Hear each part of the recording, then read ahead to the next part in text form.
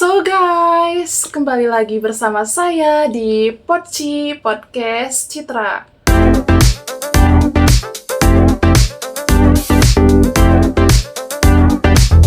Oke, kali ini kita akan membahas topik yang sangat menarik.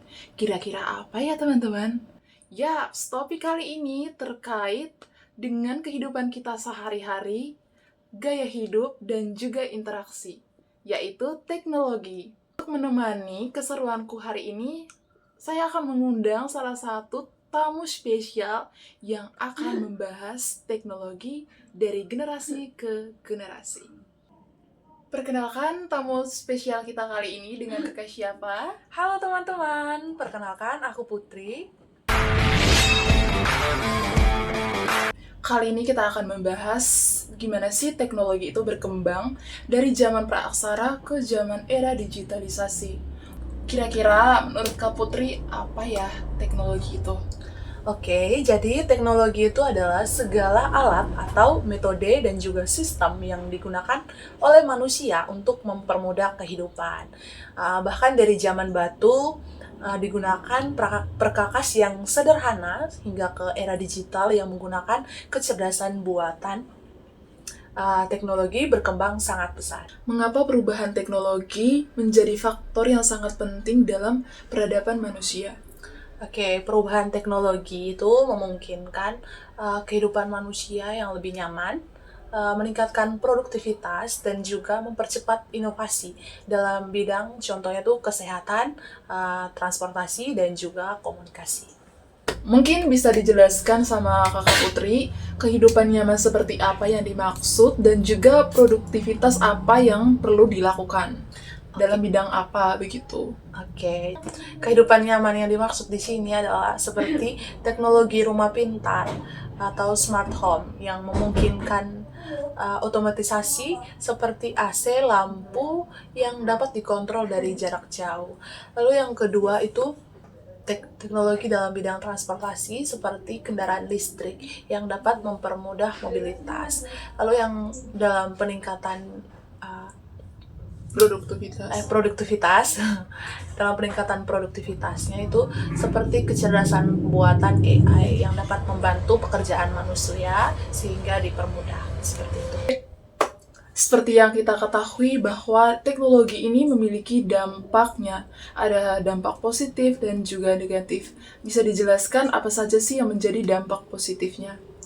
Oke, jadi dampak positifnya itu sebenarnya ada banyak, cuman yang akan saya paparkan di sini itu ada 4. Yang pertama itu ada kemudahan akses informasi. Jadi informasi di sini itu kayak misalnya kita mau menyampaikan informasi nih kepada seseorang gitu melalui sosial media Betul. Lalu yang kedua itu ada peningkatan efisiensi dan produktivitas. Maksudnya itu kayak produktivitas dalam bidang pekerjaan seperti itu. Lalu yang ketiga itu dalam dunia pendidikan. Karena aksesnya lebih mudah, jadi kita tuh lebih cepat yang kayak e-learning sekarang. Jadi akses belajar pun bisa di sana gitu. Dan juga dalam pengerjaan tugas bisa dibantu dalam AI.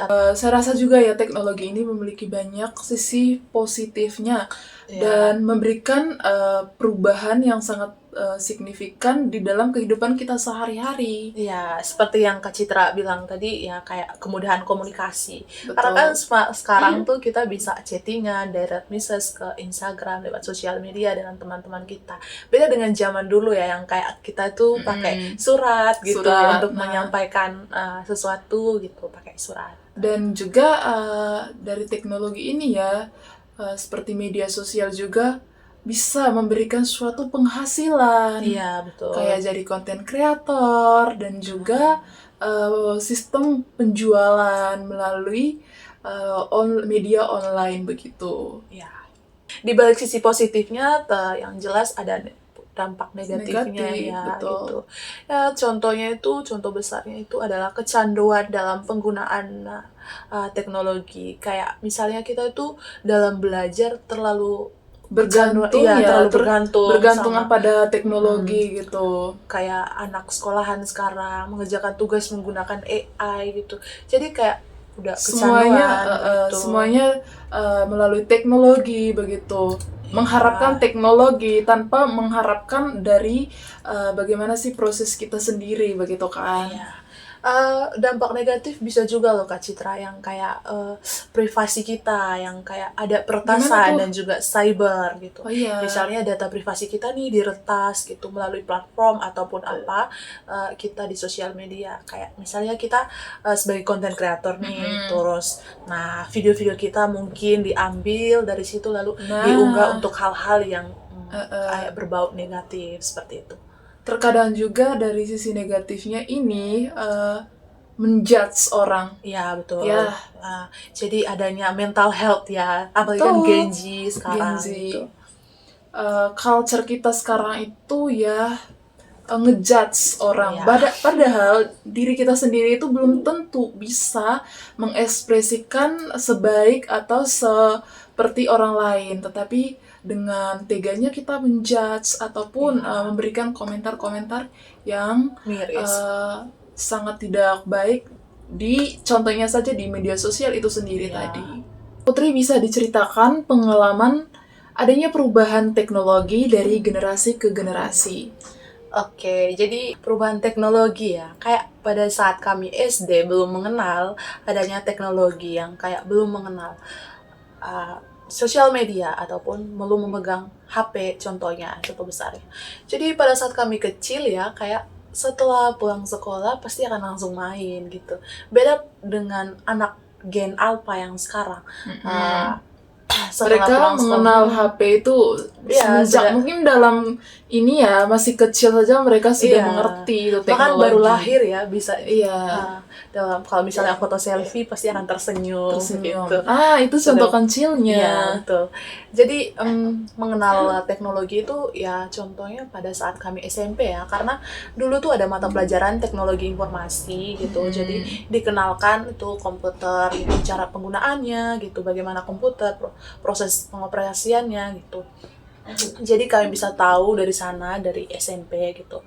Nah, setelah itu adanya corona. Jadi pada saat corona kemarin itu banyak perubahan sekali, khususnya di bidang pendidikan ya. Di bidang pendidikan kayak adalah Yang mana mengharuskan kita harus dirumahkan dulu, diistirahatkan dulu jadi karena adanya COVID-19.